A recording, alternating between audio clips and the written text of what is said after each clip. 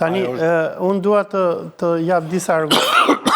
E para sikur e përmendi Gjinishi, sikur kryeministri ynë të ishte aq i shqetësuar për gjenocidet dhe për luftrat, pikës pari ai do kishte kaluar në parlament rezolut që të dënonte gjenocidin serb në Kosovë, që ai nuk e ka bërë.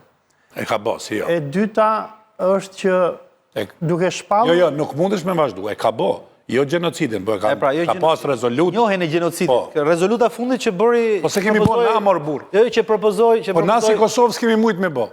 Po që problem ka? Kosova ka kërkuar për arsye se s'është shtet, ka kërkuar nga Shqipëria ta çoj. Po s'bëhet ajo punë, ishte tjetër s'mund ta bëj. E dyta, Ermir, ta mbaroj. Nuk është çështje vllazërore kjo. Shqipëria, jo, çfarë humb Shqipëria valla? Pse se bën? Nuk është çështje vllazërore. Çfarë ndalon? Ndalon ligji, çfarë ndalon? Jo, nuk bëhet ajo. E dyta, nuk e bën pra sepse po bëri atë. Jo, bën dot atë që bëri me Vučićin para një jave. Ti drejtohet bashkë me Vučićin në Unionin Evropian për treguar që një lloj leadershipi këtu. Jo, një minutë ta vazhdoj argumentin. E dyta, Irani gjatë konflikteve që kanë ndodhur në Ballkan, që nga lufta në Kosovë, në luftën në Bosnjë, ka mbajtur anën e myslimanëve dhe të shqiptarëve. Ne e dim që ishte ndërhyrja e Iranit në konfliktin e Bosnjës, ku iranianët thyen embargon, e cila i ndihmoi bosnjakët që ti mbjetojnë genocidit serb. Mos kishte qenë ndërhyrja e Iranit në fillim viteve 90 që thyente embargon, serbët do kishin vazhduar me masakrat e tyre kundër myslimanëve bosnjakë. Ku e ke këtë fakt? E ke gjithandej, është fakt ndërkombëtar.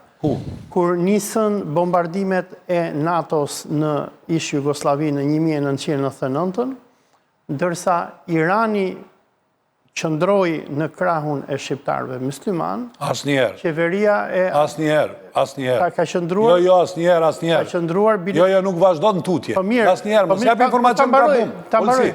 Faktet, ti ke patur qëndrim zyrtar fare. Ti ke patur luftë. Po më le ta mbaroj argumentin. Ke patur luftëtar të gardës revolucionare që kanë ardhur në Kosovë dhe kanë financuar edhe repartet të luftës. Janë refuzuar publikisht. U refuzuan. Apo vetëm kanë ngelur lutem te lutem u refuzuan si amerikane. Tani prit ta mbaroj. Jo.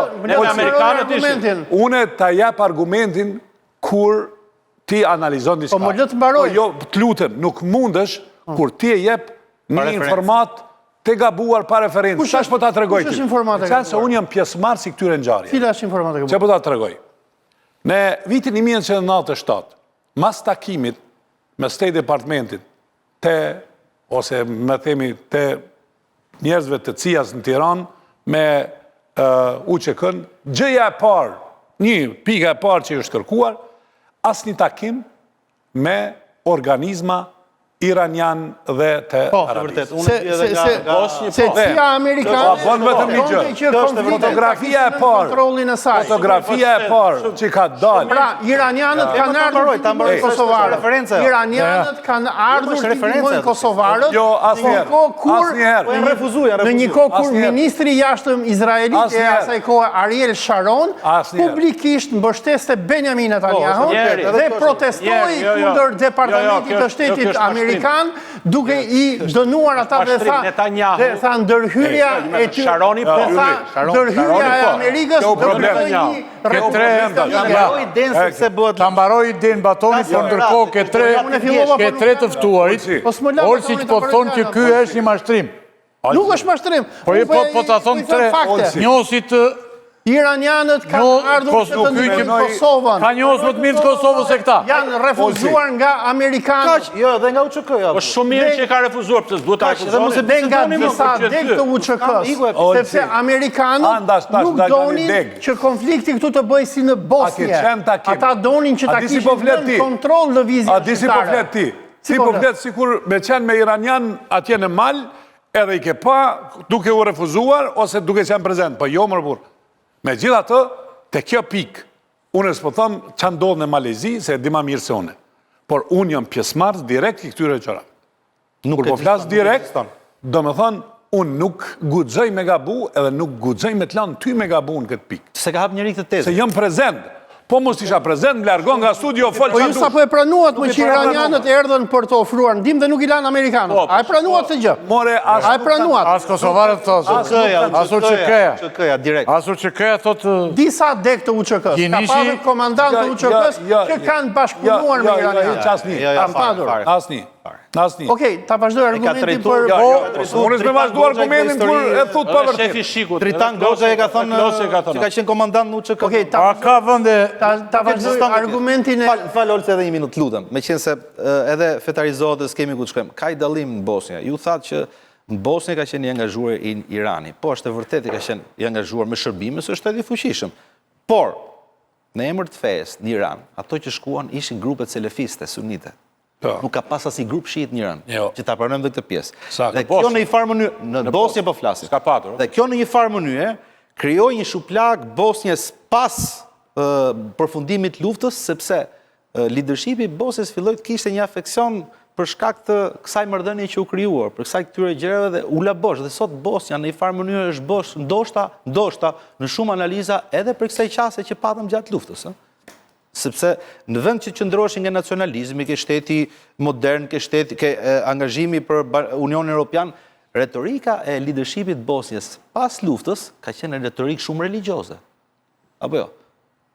Alija Izetbegović refuzoi të dorëzonte persona të kërkuar nga Europa, do t'i japim letrat, që ishin krejtësisht selefist dhe jo iranian, dhe i dërgoj gjithë në Malezi, mos gaboj, i dërgoj gjithë Malezi. Kjo është e lartëpamësia e luftës e UÇK-s. Po pra, kështu që mose, dhe më thonë, Irani ka interes të futën në çdo kund, ku është përballë Amerika, po nuk ka pas rol në konfliktet e Ballkanit. Kosovë absolutisht fare. Pra, ta vazhdoj edhe një herë linjën e argumentimit. Në një kohë që qeveria... Pak të argument. Që s'ishte argument. Ta konkludoj edhe... Pak të që s'ishte argument. Dhe do dalë të rezoluta. Në një kohë kur... Po sa më shpejt të rezoluta. Shtetet e Bashkuara të Amerikës nisën bombardimin e Jugosllavisë, ministri i jashtëm izraelit, Ariel Sharon, proteston kundër qeverisë amerikane, doli në krah të Miloševićit, duke deklaruar se kjo ndërhyrje amerikane do krijojë një shtet islamik në Ballkan. Kush e ka thënë këtë? Ariel Sharon. Hape telefonin edhe gjeje. Po në 12 prill 1999, Netanyahu ka pritur 100 refugjat kosovar dhe ka thënë pamje si këto na krahasohen me Holokaustin. Netanyahu i Elie Wiesel që ka jetuar në Holokaust. Netanyahu i kosovar pasi u bë fejt accompli nga amerikanët. Por mund ta kërkosh në Wikipedia sjelljen e Ariel Sharonit. Dhe në atë kohë Ariel Sharoni që ishte ministri i jashtëm u përplas me Madeleine Albright duke sulmuar atë publikisht dhe duke mbajtur anën e Jugosllavisë. Tani të dalë tek rezoluta. Rezoluta që të mos shpërndajmë se kemi ardhur te pjesë tjetër, kemi luftën pastaj që është shumë e rëndësishme. Unë dua të them diçka. Duke shpallur Shqipëria Iranin shtet terrorist, Irani do t'i përgjigjet Shqipërisë sepse Irani është shtet serioz.